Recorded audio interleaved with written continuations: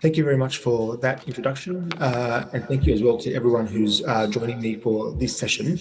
What I'll do at the moment is I'll just share my screen because I've got a slide deck to work through with you, specifically on, I guess, two main topics, right? So one is obviously global citizenship, and the other one is lifelong learning. And the agenda will follow over the next, say, 30 minutes or so, will be four main areas. So our classroom experience, our teaching personnel, how we design our assessments, and the kind of support we provide to our students, a lot of which has not been replicated certainly not by our competitors in Australia. But predominantly toward the end, I will focus very much on our lifetime of learning guarantee, which is unique internationally, and to our knowledge has not been replicated by any institution of higher education in the world. And of course, at the end of this presentation, I'll be very happy to share to answer any questions that you may have. But if anyone has any questions they would like to ask as we go along, please know that too is entirely acceptable. So if you have a question, you're welcome to interrupt me at any stage and ask it, and I will gladly answer it directly and transparently as well. So let me just maybe begin with a brief overview of who we are at Kaplan Business School. And I guess this is really important in the context of global citizenship, because we have almost 4,000 students, and nearly all of them are international. So they're students who have come to our school to study from overseas.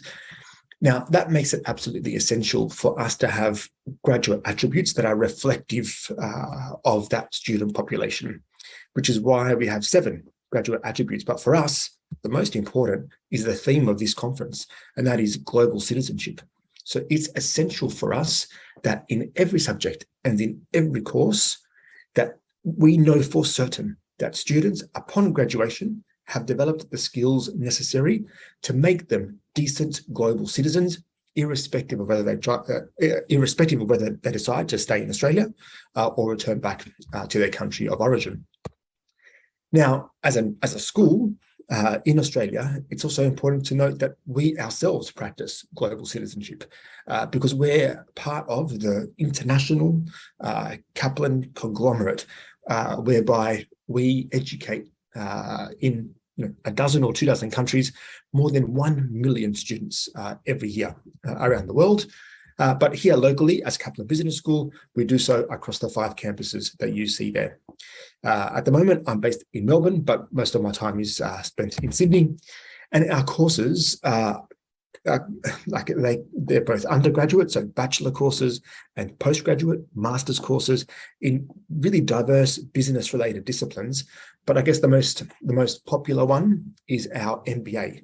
So our MBA has more students enrolled in it, more international students enrolled in it than every single other higher education provider in Australia, including all the universities, except for one. So there's only one that has more international students enrolled in us. So it's something that we know that we're specialists at, and the success of the MBA can be attributed to its redesign several years ago, whereby we introduced 12 unique features that were not common at all in the higher education sector, but have since become quite common because we've been quite loud in the public domain about the success that we've had with the initiatives, many of which I'll be sharing with you in this presentation. Okay, so let's begin with the first of the 4 main themes, which is the classroom experience and what we do to make it special for our students. And I guess we have to acknowledge the fact that several years ago, we abolished all lectures and tutorials.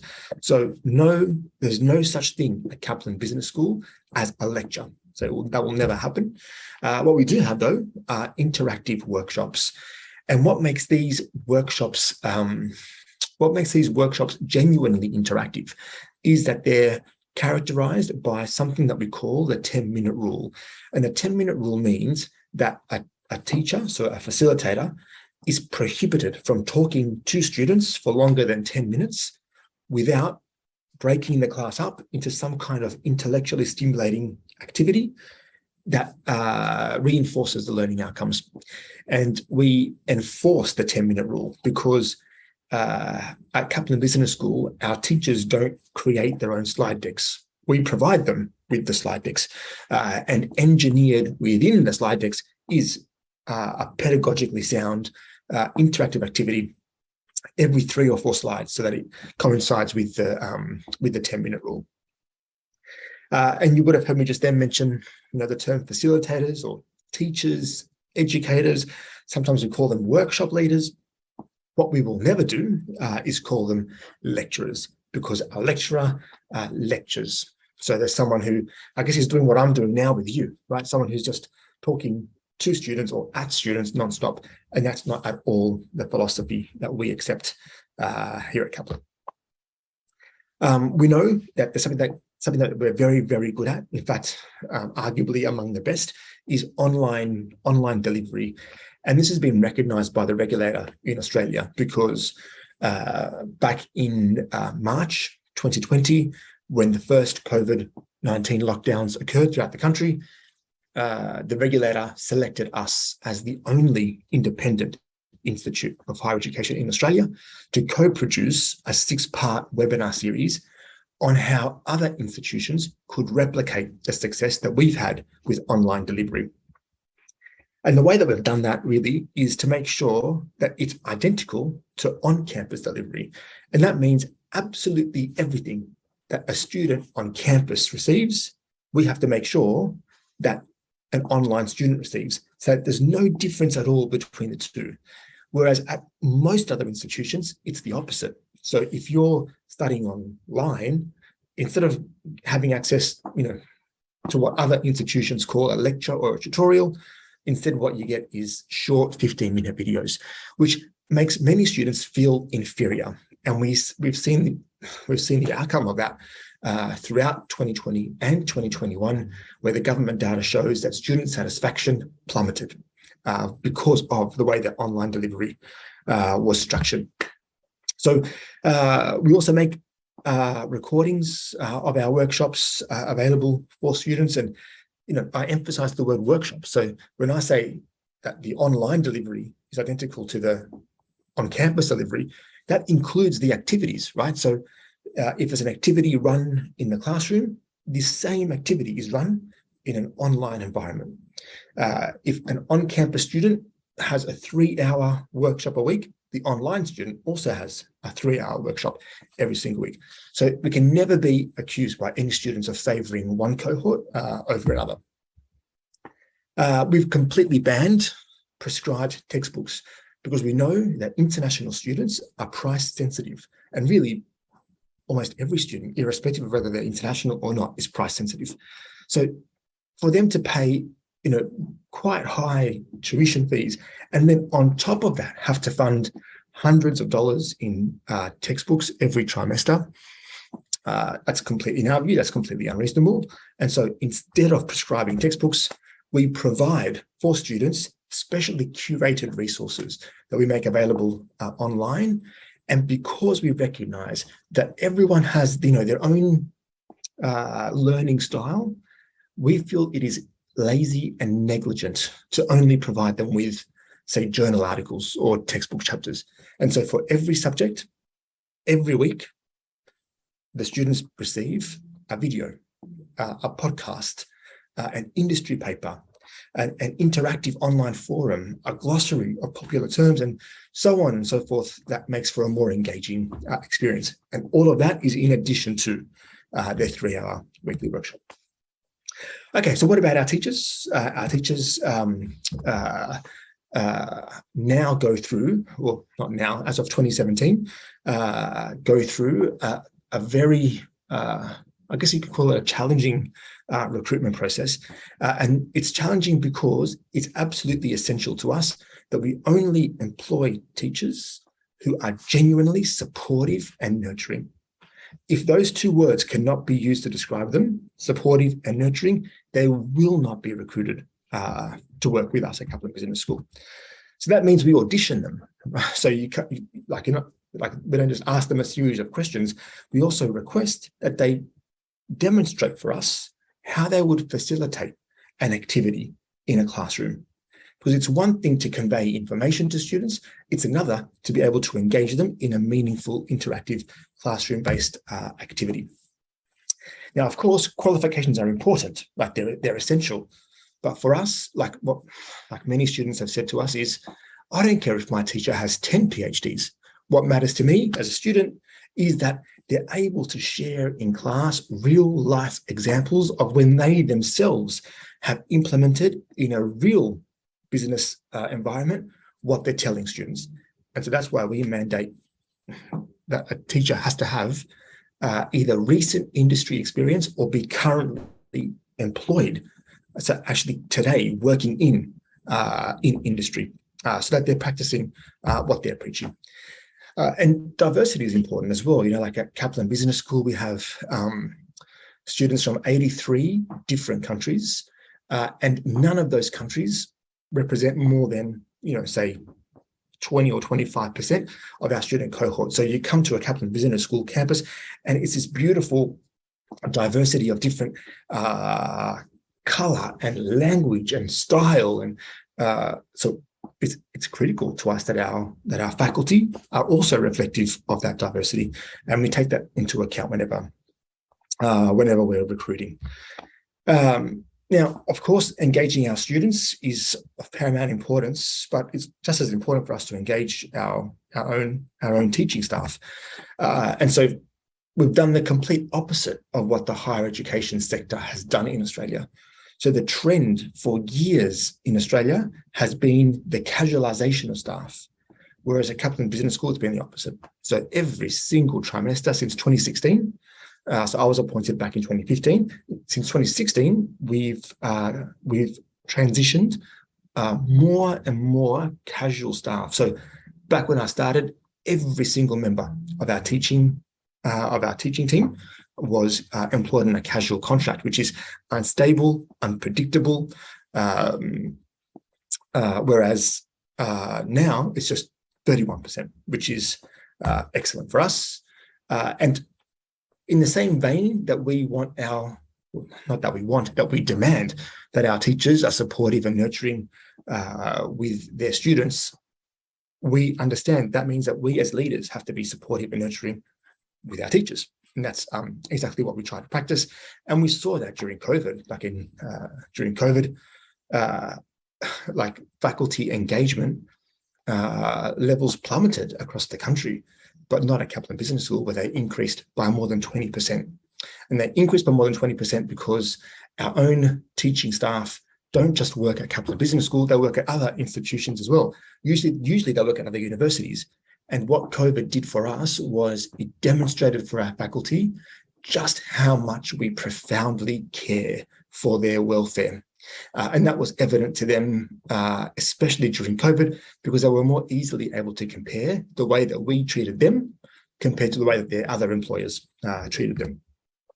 And we reward them, you know, in various different ways, such as our rewards program and professional development activities that include mandatory classroom observations, even if you're experienced. So everyone knows that every 2 years, you'll have a professional in your room to observe you and then give you feedback afterwards.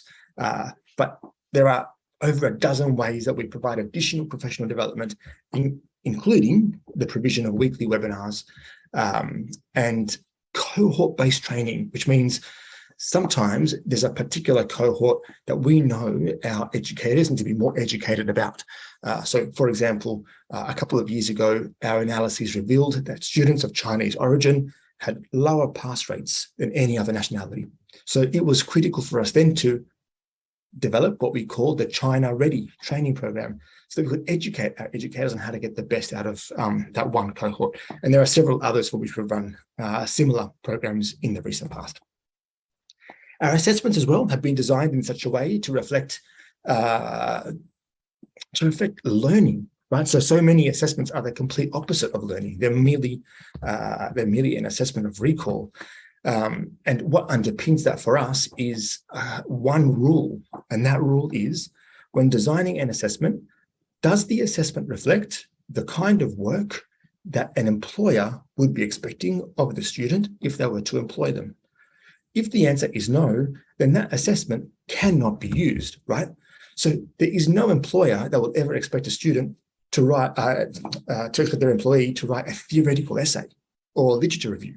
So then we're not going to have them as assessments, right? It's nonsensical.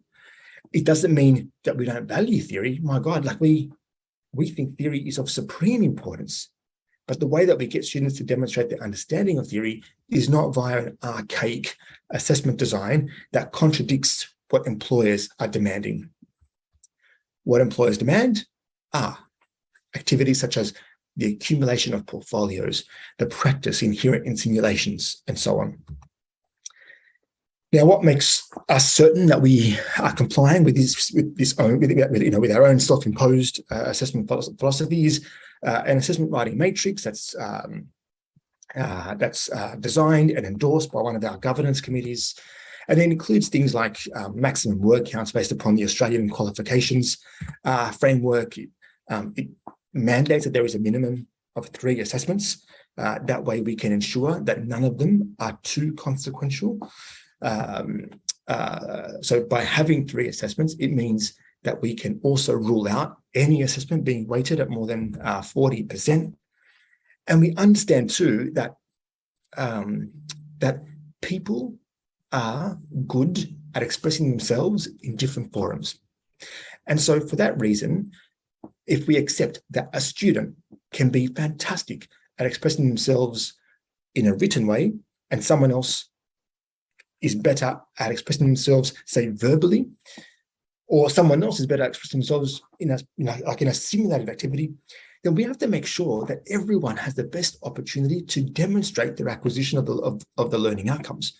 So to have 2 or 3 or 4 assessments that are all based upon the writing of reports, for example, that's hugely unfair for the many students who might never be good at writing reports, but it's an unfair advantage to those who are. And so we try to circumvent that by forbidding having any assessment type repeated in any of our subjects. And that leads me into group assessments. If there's one thing that students absolutely hate, it's working in groups in their personal time. And so it's been a few years now since we have not permitted any out-of-class group assessments. So of course, group assessments still exist, but they can only ever be held in the classroom, in the presence of their teacher, without needing the students to convene outside of the classroom in their personal time, because it's just not fair. And we also cap the group assessments at 30%, because if you're unlucky and you have someone in your team who is a poor performer, that can drag down your results unfairly. And so the rubric, in addition to 30%, includes marks for individual contribution. And then I guess what's most contentious for us and for many institutions is exams, right? They are a major, major problem. They're efficient, right? So the easiest thing to mark, the easiest assessment to mark is an exam. But the most credible and the latest pedagogical literature proves conclusively that they are among the most pedagogically unsound methods of assessing people.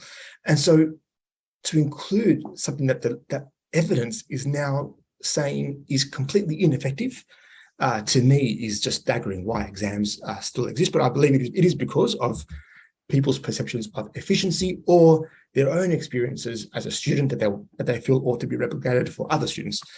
There's also a misperception, like many academics, without being aware of the literature on academic misconduct, believe that an invigilated exam is how academic misconduct can be minimized. But the biggest study ever conducted, right, on academic misconduct in Australia, it comprised tens of thousands of students, as well as hundreds of teachers, revealed just a couple of years ago that the number one form of assessment where students commit the greatest misconduct is an exam, an invigilated exam, right? The number one. But when they surveyed the teachers thought it was the most misconduct proof. assessment method. So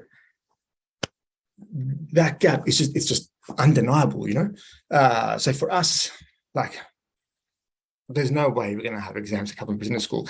And it's been now, it's been exactly a year since we have prohibited exams. Now, that doesn't mean that we don't have invigilated assessments. We definitely do, right? So, it's in fact, it's mandatory that every subject has at least 20% of the available marks performed in the presence of a teacher. But those assessments are based on assessments that reflect whether someone has learned, not whether someone has memorized, right? Because when you memorize something, that just sits in your short-term memory, and then you forget it by the time the exam's over. For us, it's about have you genuinely learned in a way that modifies your behavior, and that's what underpins our assessment design. But we've got, it's quite a radical solution, right, to get rid of all exams, even for quantitative subjects. But it's been an iterative approach for us. So we began by reducing the duration of all exams from 3 hours down to 2 hours. And we then capped the weighting of exams, where once upon a time there were 50% and 60%, sometimes even 70%. But we got that down to just a maximum of 30%. We would develop identical practice exams that where students were prepared for the real one. We made them all open book, right? Because the key skill that employers are seeking now in graduates is not memory, it's not recall, it's resourcefulness. So if we know that to be a fact, then surely that means that having closed book exams is counter to what students will be experiencing upon graduation. So making them all open book for us was essential. And we began by, we began 2 years ago by abolishing exams for our qualitative subjects. So for all subjects that are not accredited by the major accounting bodies. But as the accounting bodies themselves have confirmed in writing, not just to us, but on their website, even the accounting bodies are not favouring exams because they agree that they are not reflective of what a student would be doing if they were to work as an accountant in the future. So they themselves want to see more, practice-related assessment types. And as a result, it's been a year, as mentioned earlier, that we've abolished exams for every subject without exception. Okay, and then the final section in regard to global citizenship and general learning for us at Kaplan Business School has been the way in which we support our students.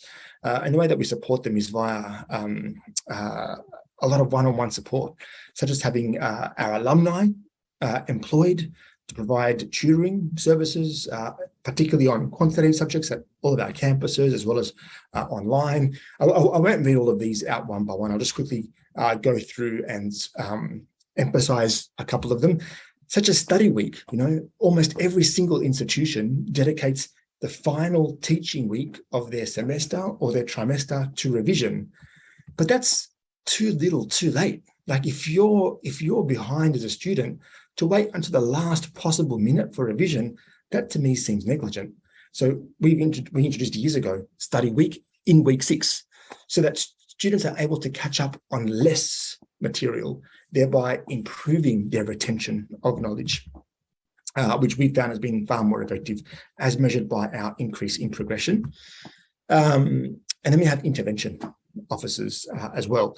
And these are people who actively phone or text students upon identification of them being at risk, such as they've missed a day of, they've missed a class, so they were absent from class, or they didn't submit an assessment, or they failed the subject before, or you're identified as being part of a particular cohort who's at risk, for example, students under the age of 21. And if you're identified as being at risk, then you will receive not just one phone call from us, but numerous throughout the trimester to make sure that you're okay. And that's a version of us being as proactive as possible. We also have assessment webinars. So for every subject, the 3 heaviest assessments in terms of their weighting receive dedicated bonus webinars so that students understand how to perform at their best. And these are available online for everyone to access, even if they did not attend.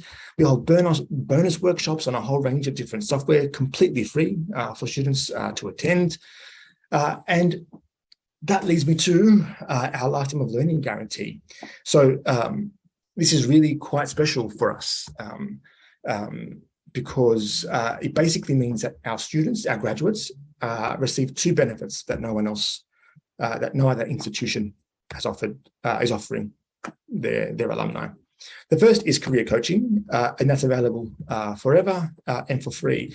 And it basically means that irrespective of where a student is based, so they could still be in Australia or they could have returned back home to their country of origin, they are right now eligible to access one-on-one coaching with a career advisor. So if they need help with a CV or their cover letter, or they want to practice their interview techniques, or they want to be introduced to a particular employer, all they have to do is make an appointment, submit with our career advisors, and they'll get the help that they need. They'll still be eligible to receive the many job vacancies that are made exclusively available to our own graduates at Kaplan, and to also attend events when they're held in person in Australia, but also when they're held online for those who are no longer in this country. But it's the second benefit that's been especially newsworthy, and that is that our students can get continued access to their online classes forever, okay, and for free. So what that means is that, let's say hypothetically, a student graduates with an MBA. Our MBA necessitates that students complete 12 subjects in order to pass. But the MBA actually has a pool of 39 subjects.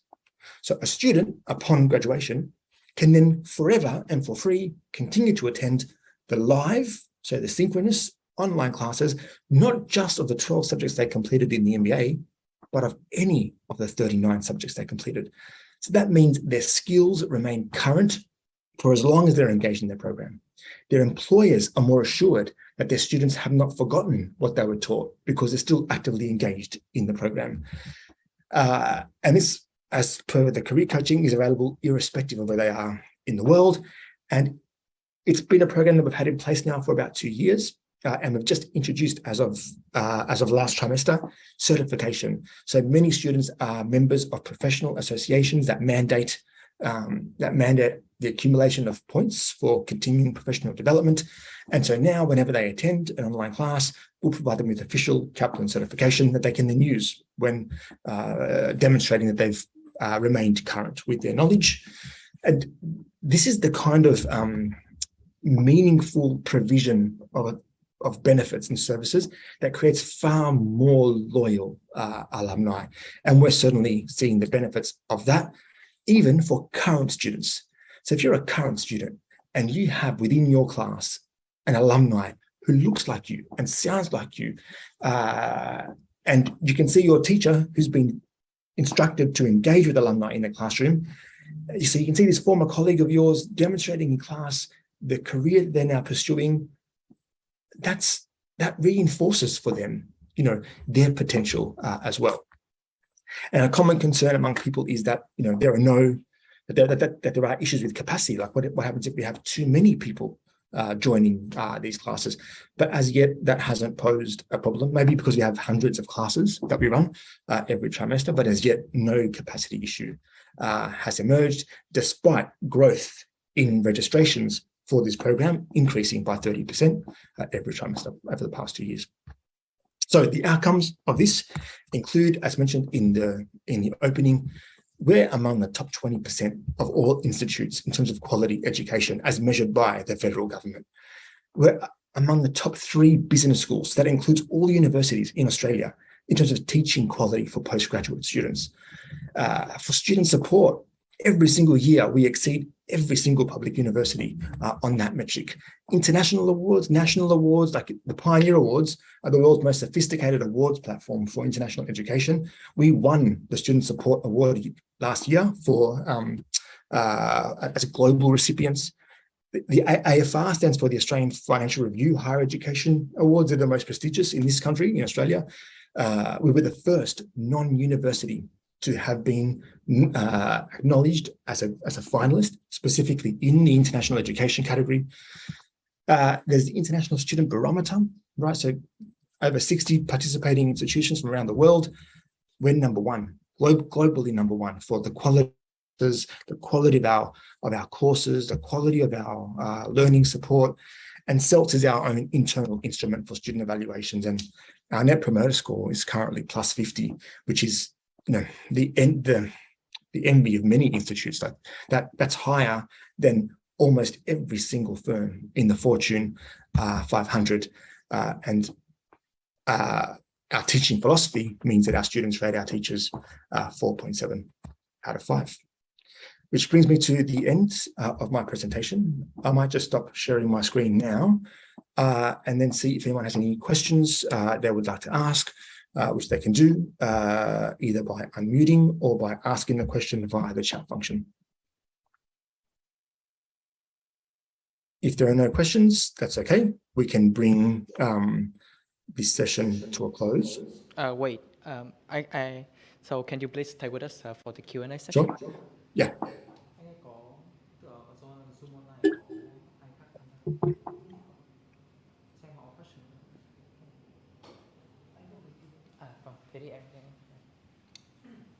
Okay, so I actually have some questions for your program. So, so I understand that this is a business school, but I think the structure of the program is very well designed, and I think it would be nice that every other's subjects can also be taught in the same way. For example, let's take my major as an example. I am majoring in IT, and yep. And do you think that this program structure is applicable in theory-heavy programs such as computer science or IT? The answer is, I know that for a fact, because we have those subjects, right? So yes, we're a business school, but our disciplines are so diverse. So you mentioned IT. Well, we're about to launch 6 IT courses. 4 of them are postgraduate level that are following the identical principles that I've demonstrated in this presentation. But our other disciplines include business analytics, health services, project management, digital management, marketing, tourism and hospitality. All of them follow the exact same model, and none have experienced anything other than a significant boost to student satisfaction and student success.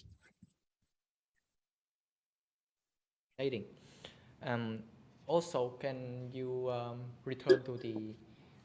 Can you? Oh wait. Okay, it's fine. Yep. So like for a student, for other students who have to study in other university, and I think that it would be nice for them to also have a global citizenship program, right? And even right here in Swinburne, Vietnam, we also have a global citizen program. But as I researched, I found a lot of programs that teach about the global citizen. They use the keyword a lot. But what would you say would make a good global citizen program that would equip students? What I would question is authenticity, right? So yes, it's true that because it's a buzzword or a buzz term, that most institutions reference global citizenship, just like almost all of them reference lifelong learning. But what I would question is, are they just exploiting those terms, right? Or are they genuinely, with authenticity, pursuing them, right? So let's take the first term, for example, global citizenship.